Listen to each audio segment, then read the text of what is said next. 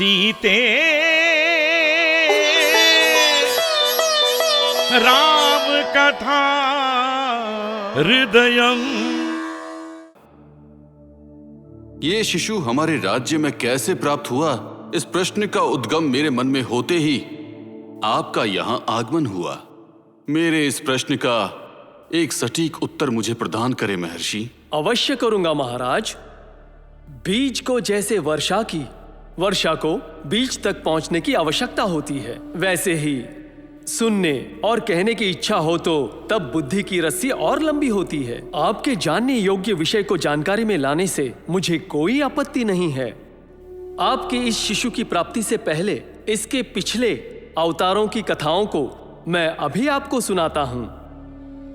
ये शिशु इससे पहले वेदवती नाम से महागुणावती सूर सुंदरी होकर जन्म लेती है और विवाह के आयु तक पहुंचती है। वेदवती के पिताश्री अपनी पुत्री के लिए उसके अनुरूप वर से विवाह करने हेतु अपेक्षित थे। उससे इस विषय के बारे में बताने के लिए बड़े आनंद से जाते हैं। तभी वेदवती,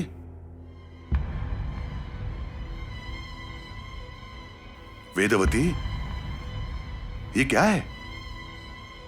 तुम्हारे मनपसंद आभूषण ढूंढ लाए। तुम्हारा विवाह करवाने के लिए मैंने चारों दिशाओं में उपयुक्त वर ढूंढने के लिए मैंने अमात्यों को भेजा है, जो पराक्रमशाली, सत्कुल का सदस्य, सकल विद्या प्राप्त किया हुआ, उपयुक्त और अनुकूलित वरों की सूचना उन्हें प्राप्त हो रही है, ऐसा उनसे संदेश आ रहा है। तुम्हें उनके बारे में सूचित कर तुम्हारी इच्छा के अनुसार ही तुम्हारा विवाह करवाने की अभिलाषा से आया हूं। तो तुम इस तरह तपस्विनी की वेशभूषा में क्यों हो? तुम्हें ऐसी वेशभूषा में देखकर कहीं तुम वैराग्य में तो नहीं आ गई हो, ऐसा भय सता रहा है मुझे। नहीं पिताश्री, नहीं, आप भयभीत ना हो।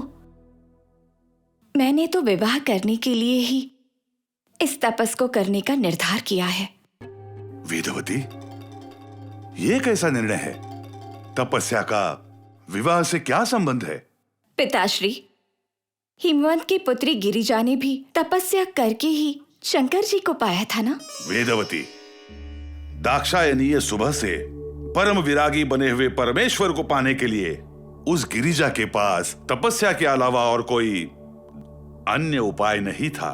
पिताश्री, महादेव जी को पाने के लिए गिरिजा के पास तपस्या करने के अलावा और कोई मार्ग नहीं था।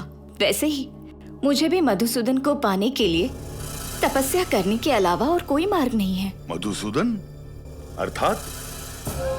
क्षीर सागर नरेश, शीश शयन, शंकु चक्र गदाधारी, वैकुंठ के राजा पद्मनाभन को पति के रूप में पाने के लिए मैंने तपस्या करने का निर्णय लिया है पिताश्री। कृपया करके मुझे आशीर्वाद दीजिए पिताश्री, आशीर्वाद दीजिए। वेदवती, इस प्रकार के असाध्य अपेक्षाओं के लिए आशीर्वाद देने का अविवेक मुझ में कदापि नहीं है। तुम अपने इस निर्धार को त्याग दो और जिन्हें मैंने चुना है उन भूलों के राजा महाराजाओं में से किसी को भी पसंद कर लो। नहीं पिताश्री, नहीं, विष्णु ही मेरे पतिदेव हैं। उन विष्णु को छोड़कर मैं और किसी को पसंद नहीं कर सकती पिताश्री, नहीं कर सकती।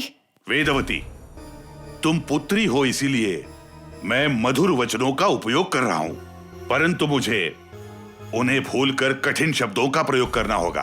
पिताश्री, आप मुझे अपने अधिकार से दंड दे सकते हैं, परंतु महाविष्णु को मेरे पति के रूप में पाने के मेरे निर्धार को अब आपके द्वारा बदलना असंभव है पिताश्री, असंभव है। वेदवती, तुम्हारी अविवेकता सारी सीमा पार कर रही है। स्वामी सुनिए, इस विषय में वेदवती की कोई अविवेकता नहीं है। आपको ही स्मरण नहीं है। मुझे क्या स्मरण नहीं है देवी? बताती हूँ स्वामी। हमने महालक्ष्मी को ही हमारी पुत्री स्वरूप पाने के लिए घोर तपस्या कर वरदान पाया था ना।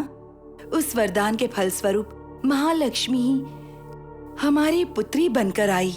अंततः विष्णु ही हमारे दामाद हुए।